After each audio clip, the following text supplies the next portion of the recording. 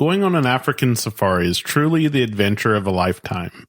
It's a journey filled with unforgettable moments, and certain key elements make it a truly one-of-a-kind experience.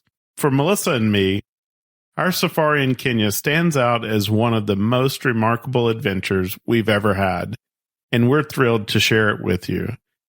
Today, we're kicking off a 3-part series diving into the essential components of planning an extraordinary safari. In this first episode, we'll focus on the unique and immersive lodging experiences that you will encounter. Outside of game drives, your lodge is where you'll spend much of your time, and it's a critical part of what makes your safari truly memorable. Join us as we recount our experiences across 4 different safari camps, each with its own distinctive charm and character. We'll also share what we think you should be looking for in safari camps if you're booking them yourself. Join us as we discover what made each one unforgettable and get inspired for your own adventure. I'm Scott. And I'm Melissa. And we're the Sunshine Travelers. Our passion is travel and sharing our experiences with those who enjoy it as much as we do, for those who want to learn more about travel, or even those who just want to live vicariously through our travel stories. No matter where you fall along that journey, get ready to hear about our first-hand experiences as we visit some of the most interesting and amazing places on Earth.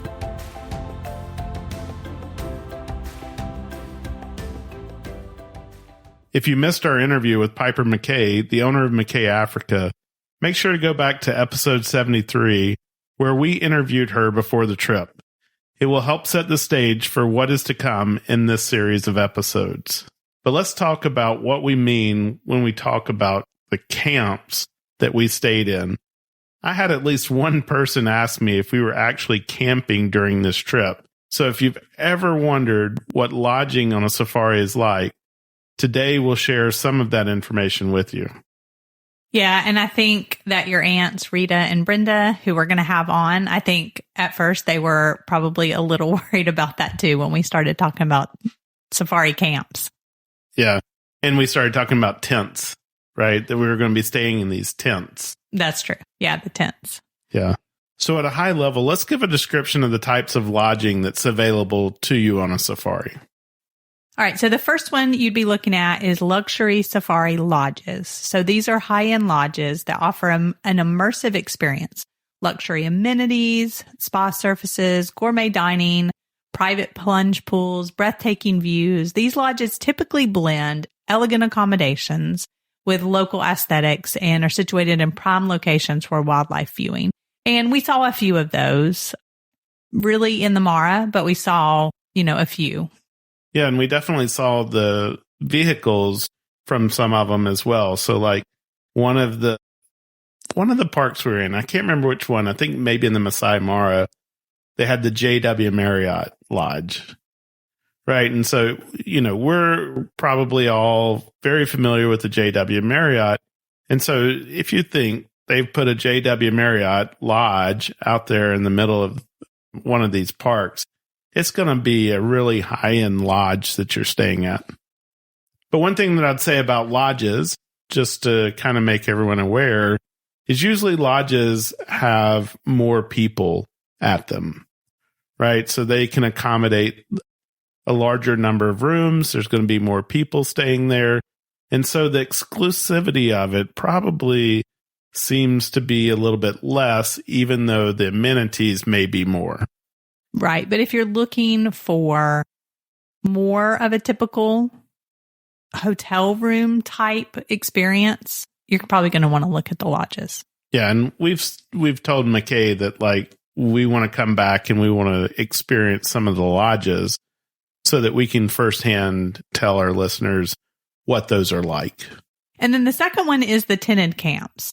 So the tented camps are what we experience. They give you a very authentic feel of being very close to nature, but they also offer comfort such as private bathrooms, beds, sometimes even air conditioning. Now, not the ones that we stayed at, but we didn't need them. So we're going to talk a little bit more about that. So don't think, when we say, oh, no air conditioning, that you need that for them. But we did have the one camp where we said it would have been nice. But really only in the afternoon. It really was only the day that we arrived, but we didn't need it for in the night. That's right. So, but these range from basic to ultra luxurious as well. So don't just think, you're pitching a tent in the backyard and this is the camp. Very luxurious. And many of them are semi-permanent, allowing them to be set up in optimal wildlife areas or permanent, but they could very easily be. I mean, we did see some where like the land had flooded. And so, the structure that they're kind of in would be destroyed, but, all the other stuff could be, moved fairly easily. Yeah. And the ones that we stayed in, it seemed like the bathroom part of it was a more fixed structure. Like there was some concrete walls to it and things like that. Whereas the rest of the tent, a really thick canvas material. Right. So number 3, mobile tented camps. These are often referred to as fly camps. These camps move seasonally to follow the wildlife migrations. They do offer a true sense of adventure. They're set up in different locations, allowing you to experience diverse ecosystems. So mobile camps typically focus on the essentials, comfortable beds, communal dining, but often with bucket showers. So that is not what we experienced. No, but it was an option when we were talking to McKay on the initially. You're going through a checklist of things that you want to experience. And I think the mobile tented camps was an option that you could choose from because remember, they don't own any kind of lodging. And so they would just go and find a partner that does this. That's true.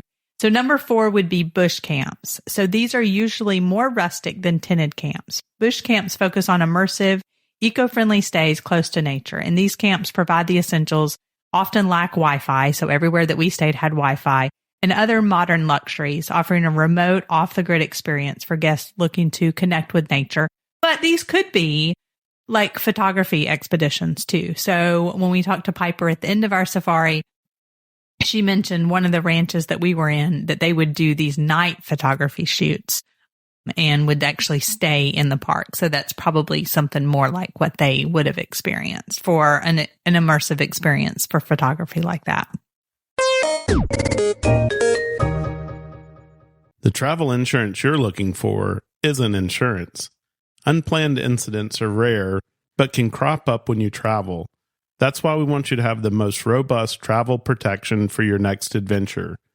When a travel emergency arises, traditional travel insurance may not come to your aid, and a medical evacuation can cost up to $300,000. The cost when you have a Global Rescue membership is $0.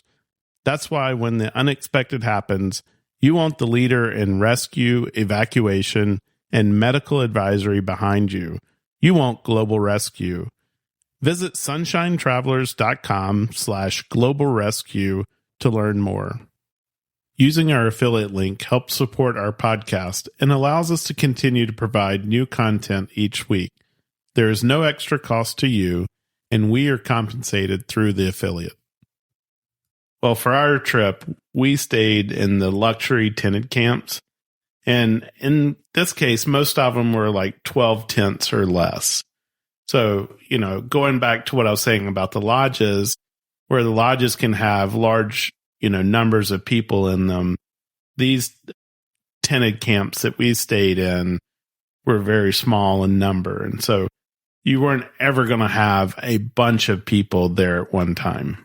Matter of fact, I want to say when we were at Intom, they said kind of the max is somewhere around 26 to 34 people. Yeah, so they mentioned that they had a few tents that could accommodate like a third person. So if you had a child or if you had a party of 3 or something like that, that could hold a third person. And so a lot of times in like their fully booked season, they might have that many. But we had one instance while we were there that only had like 3 tents that were full. And so we had a very small number of people a couple of the nights. What that means is that you just have the most dedicated service, right? And so you've got really people who are almost looking after just you in those cases.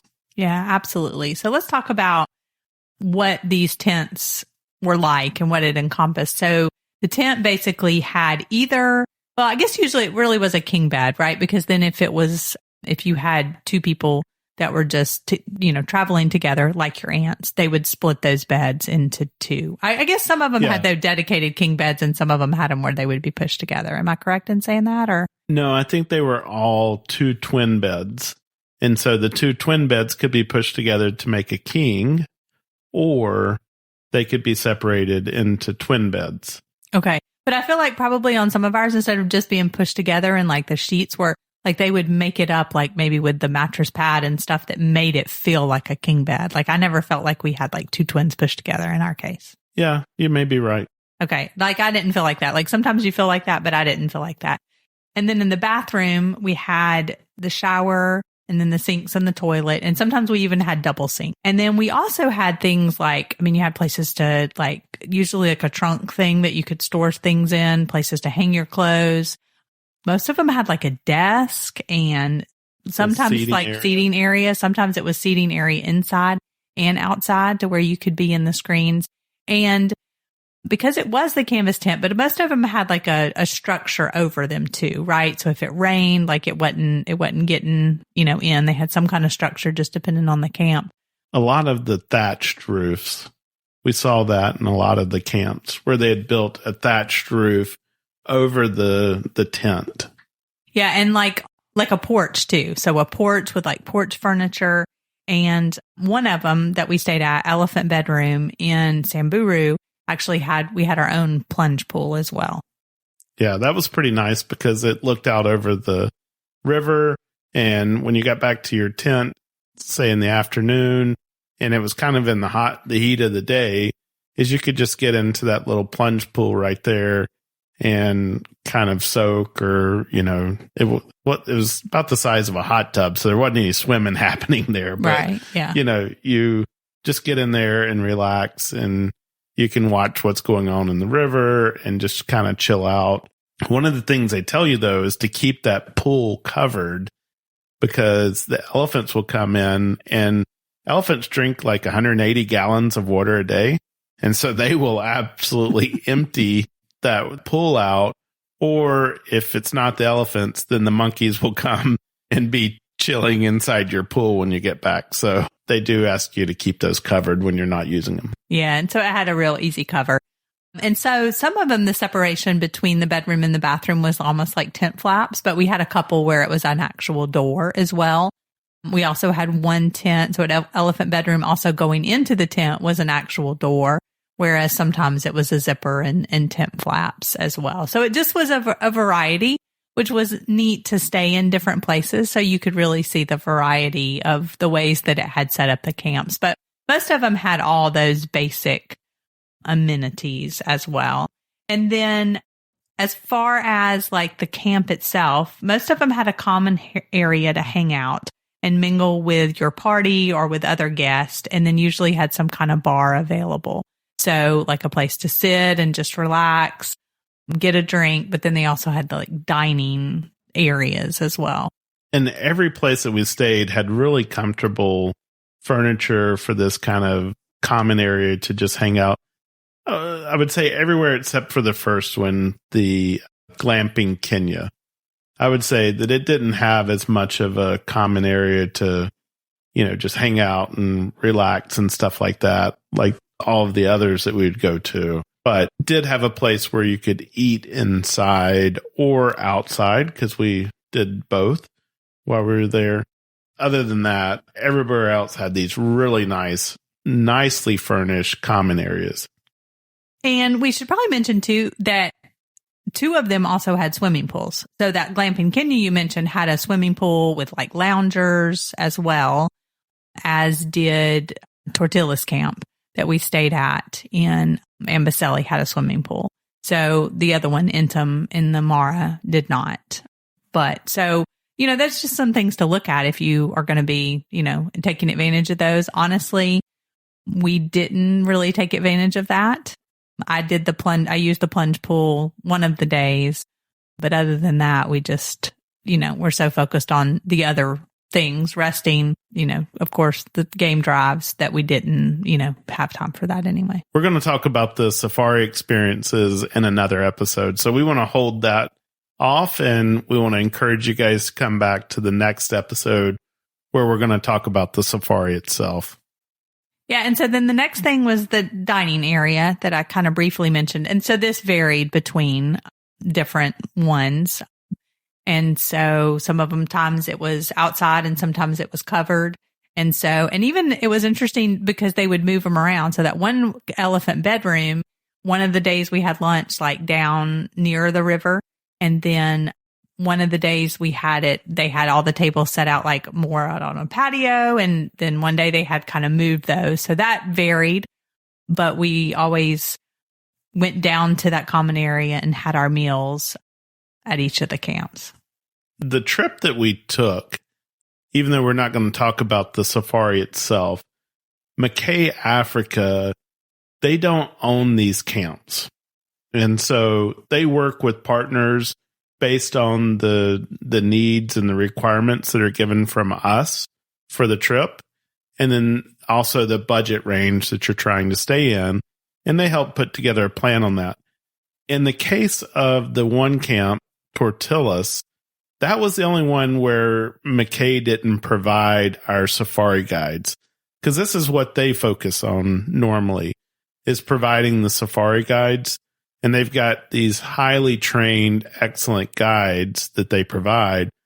But at the one camp, Tortillas, it was a package deal where you had to use their guide. In this case, it happened to be a guide that Piper Mackay had used many times before, and she was very comfortable with, and making sure that, we had an excellent experience while we were there. And so the guide that we had there, his name was Ali. He actually worked for Tortillas Camp, but otherwise we had guides from Mackay, Africa, who stayed at these camps with us and took us out on the game drives. Right. And so that's probably one thing we should point out at this point, is as almost as an amenity of the camp, is that if you are kind of booking that yourself and looking at where to go, is thinking about how are you going to do these game drives, right? And so if those camps have somebody available to where you book that as part of your experience. And we saw tons of people doing that, right? So we would see people out on these game drives and they would be in the vehicle of the different camps. And so, making that as part of your reservation as well. So that might be something to look into if you're not booking it as a package, all inclusive like we did. So a few other things that you might want to look at that we wanted to point out, a couple of the things that camps could offer are things like spa services. So that was just not something that we had kind of fit into our schedule and even, thought about and looked at, but they had said, okay, we have this available kind of once we got there if you wanted to book it. So Intamin, the Mara, and Tortillas and Amboseli had that you could book as well. Well, let's talk a little bit about these camps and how they're set up, because, I don't know that I really thought about this ahead of time. I know Piper did mention it in our interview that we did with her. These camps are set in the middle of these national parks, right? Or on the edges of these national parks. And it's not like when you go into the camp, they've built some kind of wall or fence or something like that to where only the humans are going into the camp. There's no borders for these camps. And so often the animals will move or come into these camps at different times of the day. And when we stayed at Elephant Bedroom, they have this really huge elephant. Now, we never saw him, but his name is Obama. And Obama naturally comes through the camp almost every day, because they have these date palms that he loves to eat inside the camp. And so he will come through on his way down to the river or whatever he's doing, and he will come through the camp. We never saw him, but one night we did hear Obama outside our tent, because it had to be a huge elephant, because he was breaking trees and things like that out there. And Melissa popped up. I don't know if she thought maybe one of those monkeys had gotten in our tent and was messing things up. And so she popped out of bed, but we asked one of the warriors the next day about it. And he said, "Oh yeah, he was outside your tent last night." Yeah. So that particular one, elephant bedroom, is literally set in the middle of Samburu, right by the river. And so, like Scott said, I mean, the animals are free to come and go. So how do guests stay protected? And so they do have these, in that case, it's the Samburu warriors, or the men from the Samburu tribe, who are kind of guarding the camp. And so especially, I mean, you're free to walk around during the day and, you know, they're there looking and watching, but you're free to walk around. But at night, if it's dark when you're ready to go to dinner, or it's dark when you're ready to go back, you have a flashlight, or you could, you know, use the flashlight on your phone, and they actually they escort you back and forth. And if you needed to do something in the middle of the night or something like that, but they're up all night. I mean, we talk about the elephant, but it could just as easily be one of those big cats walking through your camp. And so, you know, just something to know, but never anything to fear, because like Melissa said, those warriors are there and, you know, they'll move them along if they need to. We actually experienced at one point where an elephant had gotten really close to us, and our guide said something to that elephant in Swahili, and that elephant backed up and walked away. And so these guys are very accustomed to dealing with this, and they know what to do, and they're going to make sure you stay safe. Yeah. And I think actually when we heard the elephant, I think I heard him kind of like walking around too, you know, and all the tents were in most of the camps are kind of close to that main lodge and stuff too. So, but we did see a lot of monkeys there at Elephant Bedroom, like even on our porch, and Amboseli at the Tortillas camp, some baboons. And so in those two in particular, they had a key, or on the tent where you closed the doors together, they had a carabiner. So they were like, make sure you put this on, because these guys will, you know, open the doors. They will, you know, unzip your tent.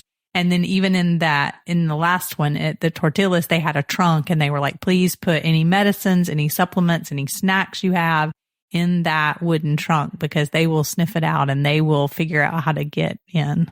Yeah, the elephant bedroom, I mean, you don't fear for safety. You don't fear that someone's going to come in and steal your stuff and things like that. And so we were just like, oh, we're not going to lock our tent up. But they would come behind us and lock it up for us.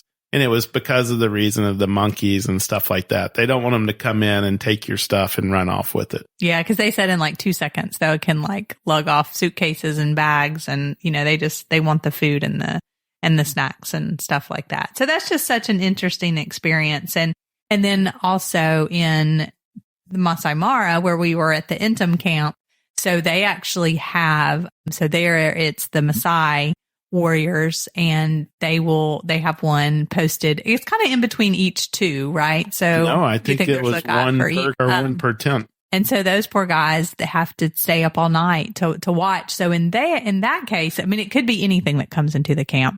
We saw some giraffes super close by one day, but then the hippos. So I didn't know this, but hippopotamuses feed at night. So they stay in the water all day, and then they get out of the water at night. They can go up to 10 kilometers. And so there were hippos really close by in that river. So it could be hippos. I mean, it could be anything. And so they have to watch out and just make sure that, you know, all the guests are safe. So bless them with their stick, you know, watching us. But I was just like, okay, thankful for them. And it's not, you know. Yeah, because we would come out in the mornings, and, you know, they'd just be right outside your tent there. And we always tried to speak with them and, you know, ask them if they had seen anything overnight. And I remember one morning he was like, oh yeah, hippo was right there. Yeah, we stayed there 3 nights, and every day he was like, yep, yeah. So that was it's so interesting. So the last camp, though, that we stayed at did have an electric fence around it. And that was kind of a unique setup, because It was designed to keep the animals out, unlike the other ones. But, obviously no fence can keep a baboon or a monkey out, or the small animals that can just come under the fence.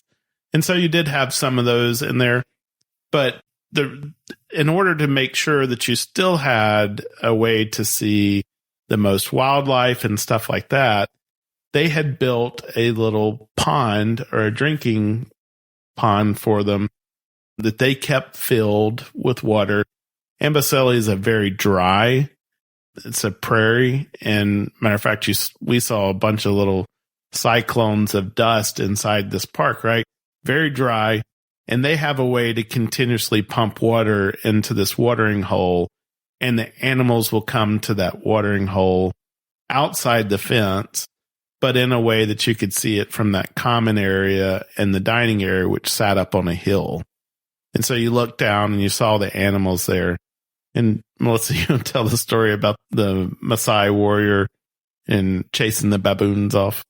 Yeah, so we were sitting there at breakfast and there was some zebras, but we could tell there was a lot of baboons. And then all of a sudden we see him, and I guess he's throwing rocks at them.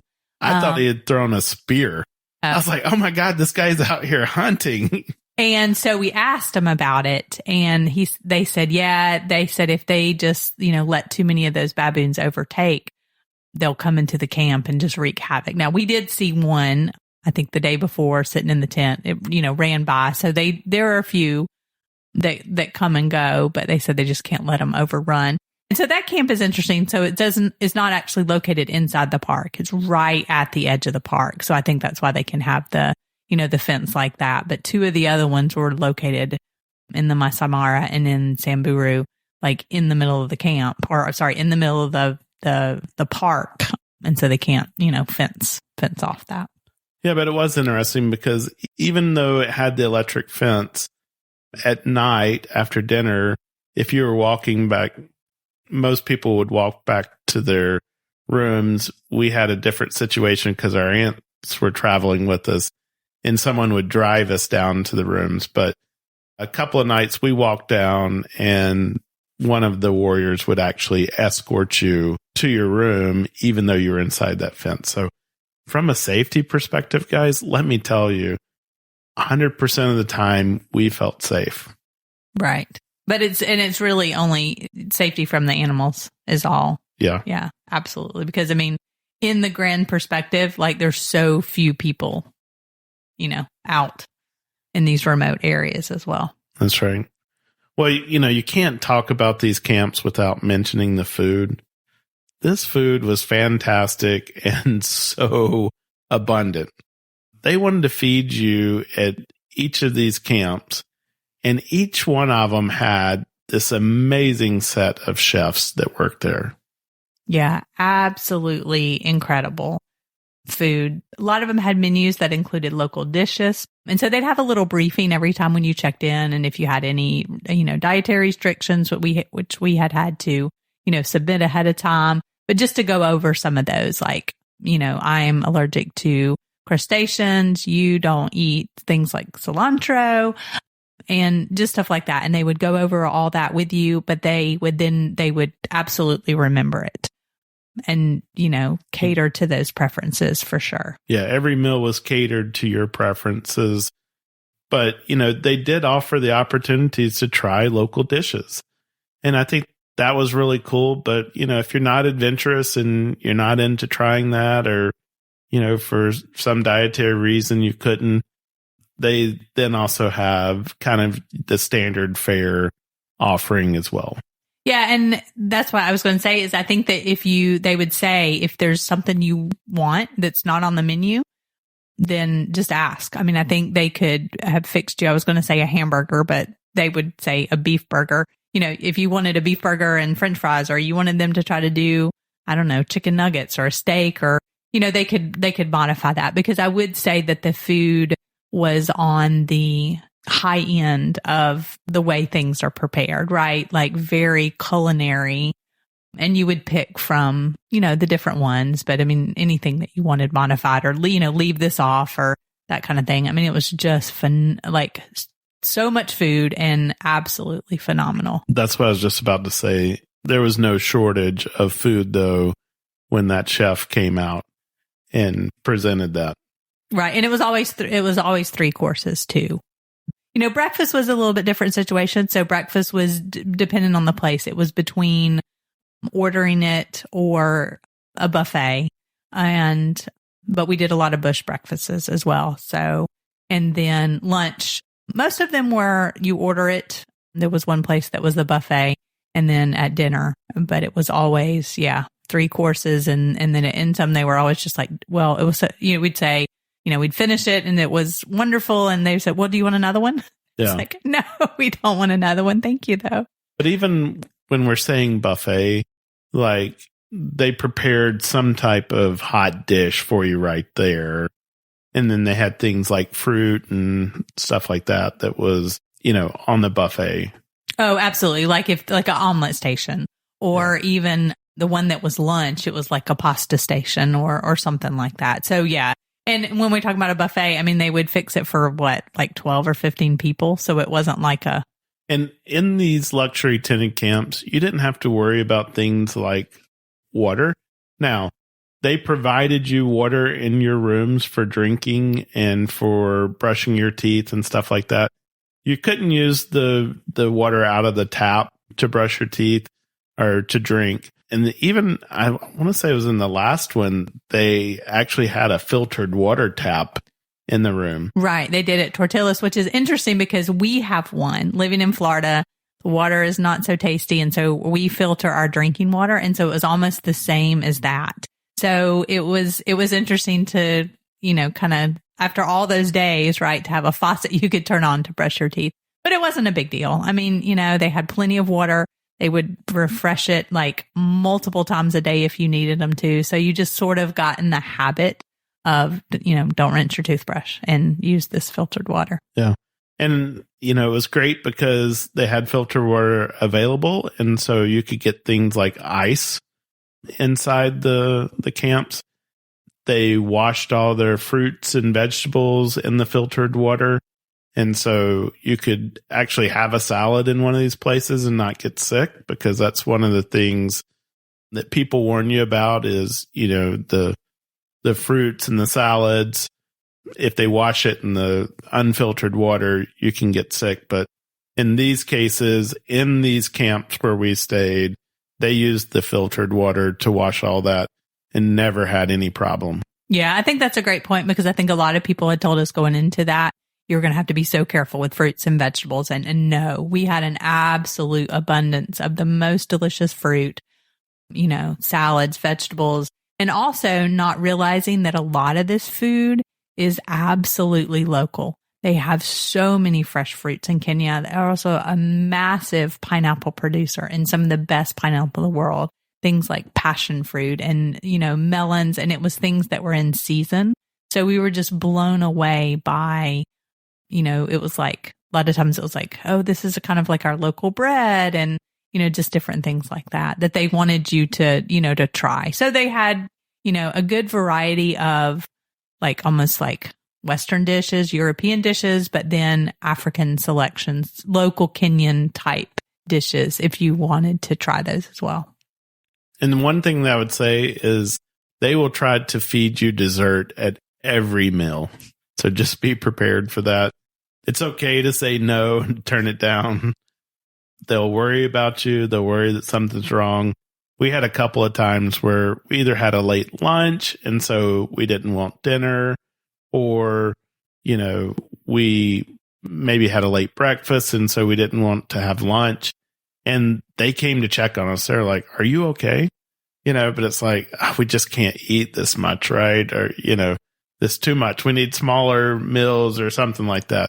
And they will feed you like kings. Yeah. And I wanted to point out too that the camps that we were staying in, it was like an all-inclusive package. So all the food was included, the 3 meals, most of them, the alcoholic beverages, not like, super high-end premium. They had a few, like if you wanted gin or you wanted a whiskey or something like that, they had a couple. Wine. Yeah. Beer, wine, most of it was included.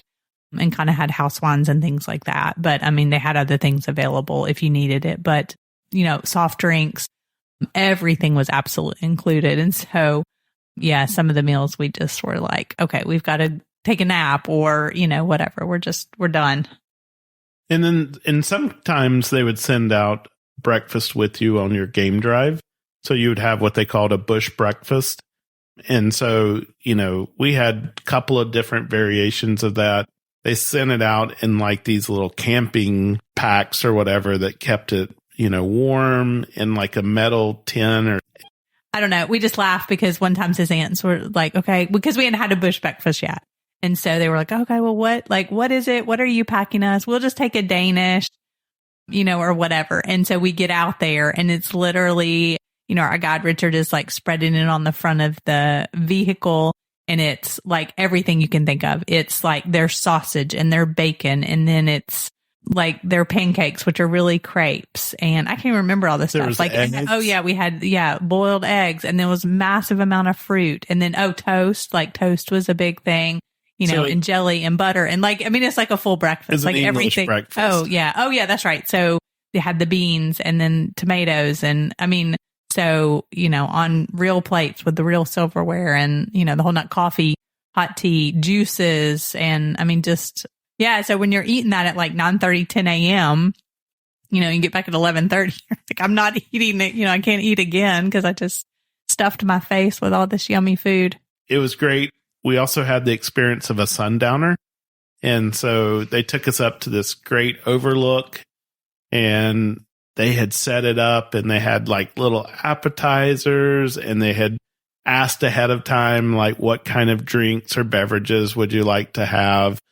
So they made sure to have your favorite out there. We had one other set of guests who were there with us. And we just, we got to know them a little bit and matter of fact, have made a connection with them, but enjoyed the sun going down, enjoying that, those beverages and the little appetizers. And then, we went on back to camp and our waiter who took care of us during this time, Timothy, he was the one out there doing the sundowner but he hurried on back and was there for dinner time and served us. We found that when you're traveling, there are two things that are essential to a smoother, stress-free journey: fast and easy ways to charge your devices to stay connected, and effective and lightweight packing solutions to stay organized on the go. And for us, Apika checks both of these boxes. The Apika brand is known for their highly rated travel adapters, and now they're expanding their travel gear offerings with incredibly lightweight, waterproof, and tear-resistant packing cubes that are crafted from 100% ultra-lightweight nylon material. Their packing cubes have a double zipper system, one for closing it and the other that allows you to compress the extra air out of the cube, which will save you up to 60% more space in your suitcase when packing. This was especially important to us on the safari when we were allowed only one large duffel suitcase for the entire trip. When we travel, we just take the compression packing cube out of our suitcase, put it directly in the drawer, and then I just pull clothes we need out of the compression cubes. We've been using packing cubes for years and always sing their praises for staying organized, especially when traveling to multiple destinations in the same trip, which, if you know us, we usually do. Right now, Apika is offering our community a 30% off limited time discount with our special code on their brand new ultra lightweight compression packing cube set of 4. These make a fantastic Christmas gift for your favorite travelers and for yourself. Go to sunshinetravelers.com/pack to learn more and get 30% off your purchase for a limited time with our code Sunshine30. One of the things that we did want to say, since I talked about Timothy, I want to go ahead and just say it was neat getting to talk to him because we found out during that time, because we were talking about the podcast, and we found out that Timothy was a Maasai. So he grew up in the Maasai village and went to school with the intent of working inside of, the camps. That was kind of the goal of his education. But Timothy's never been more than an hour away from his home. So that camp was an hour from where he lives, and that's the furthest he's ever been from home. But he worked there for like 2 months, and then he'll have a few weeks off. And so it was just neat getting to know some of their stories as well. Like there was a Maasai warrior who was also a guide, and then he did something else in the camp, I think, as well. But we were having a conversation with him one day, and he was asking us where we were from. And he said, oh, one of my former teachers was from Atlanta, Georgia, and so just hearing their stories was a phenomenal part of the trip. Yeah. And just being able to make those connections and, just talking to them about their lives, because you have to think about these camps are remote and they are, serving guests till 10 o'clock at night. And then these wake up calls that we're going to talk about in a second, are happening at like 5 a.m. So they don't go home, right? They serve and work in these camps for, like you said, several months, and then they have a few weeks off, and then they come back because they're needed to do these things. And so, Scott, before we get to that, I wanted to say one thing about the Sundowner is that was one of the experiences, like so many of them on the safari, where you just don't know where to look. So it was so cute. They had the setup. They had brought their truck. They had set up this bar, and it said Bush Bar, and they had set it up so cute. And then there's the sunset, which, I love. And then there's Mount Kilimanjaro. Yeah. So I'm like, do I sit here and film this cute setup? Do I film this, sunset? And here's Mount Kilimanjaro where we can see the peak of it. It's just one of those experiences where I don't know where to look at this moment. It's just, so awesome. Well, so while we're there, Melissa, let's talk about what were some of your favorite experiences in these camps? So I wanted to talk about actually several, because, when you think about going on safari and you think about staying in these camps, I kind of have in my mind, from seeing pictures, what that looks like. And even, after we have booked this trip, because we did have the help of McKay Africa, and they are said, okay, we think you're, kind of here's the experience. You're going to stay at this camp and this camp. And we didn't go, pre-select these camps. We probably could have had some more input if we had any idea, but we didn't. And so, looking at these pictures, but really not knowing what goes into this experience, right? And so that's how we wanted to share a few of these things. And so when we talked about this, I just mentioned to Scott, some of the things that you wouldn't even think about. The first camp we were in, where they said, what time do you want your wake up call? So you think about a wake up call. Okay, they're going to call and wake you up. We can do that, alarm on our phone or whatever. And they're like, no, we're going to bring you. Oh, go ahead. There were no phones in the room, so I'm not sure what I was thinking about. Yeah. So. And they're like, no, we're going to bring you coffee. And I'm like, okay, this is because you're getting up at, I don't know, depending on, the day, and you have to meet, and especially the days that we were going to do either the bush breakfast or we're going to eat when we get back, which was most of the time, right? It was really nice to be, getting ready in the dark, and have them just bring you the hot thermos of coffee with a few little biscuits, right? As they would be. They were little cookies like you would have, like shortbread cookies or whatever. So just, having that was amazing. And then the other thing that was really cool is, so the tents, we talked about not really having the air conditioning. And so they're not really going to have the heat either. And so the places where it would get a little bit chilly at night, it wasn't like you were going to, be freezing cold. They would actually fill what I would call an old school hot water bottle, right? So I remember my grandmother would have the hot water bottle instead of using a heating pad, right? They would fill up this hot water bottle and they would put those on each side of the bed at night. And so then when you got ready to get in bed, you were like, oh, this is like really toasty, sometimes almost a couple, too toasty. And they would have cute little like sweaters on them and stuff like that. So just little things like that I think were just super memorable as well. Yeah. And we talked about just how everybody who worked in these camps did their utmost to try to remember all of your preferences. And, when you came in, they welcomed you home.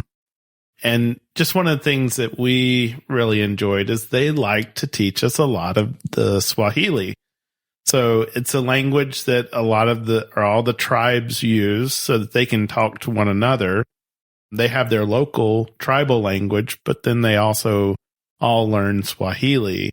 And so they would teach us a lot of the Swahili sayings and stuff like that. And then when we would remember them, that just made them so happy. So we've talked about this multiple times before, is to learn a few phrases and things like that. And it just creates a bond between you and the person you're interacting with.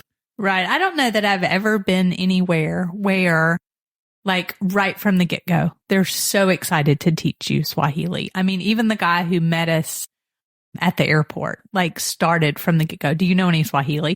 And also what's interesting is I think that most of us know more Swahili than we think we do from The Lion King. Yeah, Jambo Rafiki. Yeah, Jambo Rafiki. So Jambo means hello. And then Rafiki, which we learned. Friend. But we learned a lot of things. Like we learned how to say, thank you very much. And Asante Sana. And we learned how to say, you're welcome. Do you remember that one? Karibu. Karibu. And then also very good was Missouri Sana, or we like it very much, nice. Or very nice. Okay, that's right. Very nice. Missouri Sana. But then we also learned Twindy. Yeah, Twindy. Let's go. And Sawa Sawa. Yeah. Okay. And Poli Poli. Yeah, but we would say roly poly. So we learned a lot of great, just sayings, and we would use them as much as possible. And then the more that we used, the more they tried to teach us. So in just a little while, we're going to tell you Lala Salama, which means good night. But what was really cool is I think because we had been, especially by the end, we had been at 4 different camps, but we had stayed, we'd learned it from him at the airport, and then we'd stayed at the Makushla house in Nairobi first, which they also taught us things. So by like the last place, they were very impressed with the amount. They were like, how long have you been here? Where all have you been? Yeah. As much as we already knew. So, but you're right. Then they would try to teach us something that we didn't know, which was very fun. So I think we didn't have that in our notes, but that's something interesting is how many different places we stayed. So when we got there, we stayed at Makushla House. So that was our first night there. Then we went on to the Glamping Kenya, which was near Solio Ranch. From there, we left going to the Samburu, and that's where we checked into Elephant Bedroom. We left Samburu, went to the Masai Mara, and that's where we stayed at the Entum camp. We left the Masai Mara, went to Amboseli, and that's where we stayed at the Tortillas camp. And then we left the Tortillas camp and the Amboseli, flew back to Nairobi, and we stayed at, as my aunt said, the Four Seasons. But don't get excited. It was actually the 4 Points by Sheraton. But it ended up being a really nice hotel. Oh, it was probably the nicest 4 Points by Sheraton, I won't say in the world, but that we've ever stayed in, right? Like restaurants, and we had a very nice room, and So we stayed at a lot of different places on this trip. So speaking of that, Scott, tell us what was your favorite place you stayed, but let's say camp, right? And then why? I think my favorite camp was the Tortillas camp. Now, it had its pluses and minuses because the rooms were very private. Let's say they were very private because they were spread out. They were also down a hill. So going up and down for the people who stayed there, for the most part, it's pretty strenuous at least going up to the main area where you have that common space and the dining room. But the views from that common space and the dining room looking out over that watering hole that they've created, and then you have the park behind it, those were just fabulous. Like, I could have spent another day or two not doing game drives, but just hanging out in that space. It just felt so comfortable to me. And so I want to say that was my favorite. And then I think I kind of connected a little bit more with Timothy there, our waiter, than I did at some of the others. Let me tell you, the people at the other places, super nice. It just so happened that I connected, I think, more with Timothy. Yeah. So, and that's something we probably should point out as far as, like, if you're looking at where to stay. Let's just talk about, for example, if you have a little bit of mobility issues. I think you probably need to be able to walk at least short distances in most of these camps. Now, I did see at the Intim camp, I did see them taking somebody in a wheelchair back up to where they parked. And they had sort of like a stone pathway or something. That was a very small camp. But the Tortillas camp that you just mentioned was like the biggest one in that hill. Now, we did have Ollie, who was there available to, take us if we wanted to go with your aunts down to basically right outside their tent. Right outside their tents. And they had placed us, like knowing up front, McKay Africa had done a good job of saying, okay, where to put us. So all of ours were also very close to the dining. Like we could have, you could have been a lot further away as well. But just like keeping that in mind, that if that is something that you need to accommodate for, to work know the camp that you're going to do and work closely with the people. But McKay Africa did a fabulous job of communicating that. And then the camps did a great job of just making sure that it was comfortable for your aunts to get, back and forth to the dining areas and stuff like that. So just something to be aware of. But they did a fantastic job. Yeah. And let me just say, my aunts are so excited to come on our podcast, and there's going to be an episode very soon where they're going to come in and talk about their experience.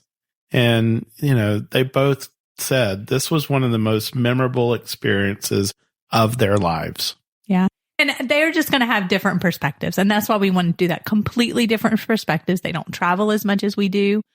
And, have some of the experiences as well. And so that's why we wanted to have them to share, because it was just a phenomenal experience to have them there with us to do that. Yes. So Melissa, what was your favorite? So my favorite one, I think, was the Intum camp and the Masai Mara. And I think for me, it was just the way that it was designed, and the decorations is just kind of like my style. And so I just absolutely loved that. The furniture, the way they had laid it out, the furniture that they had used, and like the color scheme and just what they had done. And so that one was neat, because then they had like almost like Adirondack chairs that you sat out. Now, this one had a great view too, over the Mara, over a river where there was hippos. You could hear the hippos at night. But I think I don't know, the way that was just decorated, and I just kind of connected with that one. So I think that was my favorite.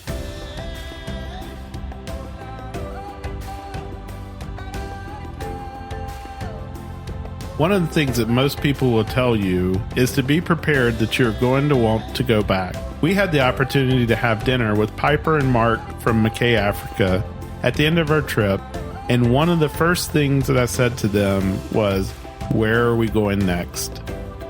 We can say without a doubt that the team at McKay Africa did everything within their power to go above and beyond our wildest expectations to make this trip unbelievable. Make sure to tune in to the next episode, because that is one of the areas where McKay's resources really shine in providing the guide services to us. Have you ever been on a safari? Share your experiences with us by emailing me, scott@sunshinetravelers.com. We are always inspired by your travel stories. We hope you enjoyed this episode and found some inspiration to help you with your travel journeys. If you could take a moment to leave us a review on your favorite podcast platform, it would be greatly appreciated. Your 5-star reviews help us get discovered by others and possibly featured on your favorite platform. Don't forget to follow or subscribe to our podcast to get notified of new episodes as they are released. You can also find us on Instagram and Facebook at Sunshine Travelers Podcast. Remember, that is Travelers with one L. Most importantly, please share it with your friends to help them catch the travel bug. You never know, they may become your greatest travel companion.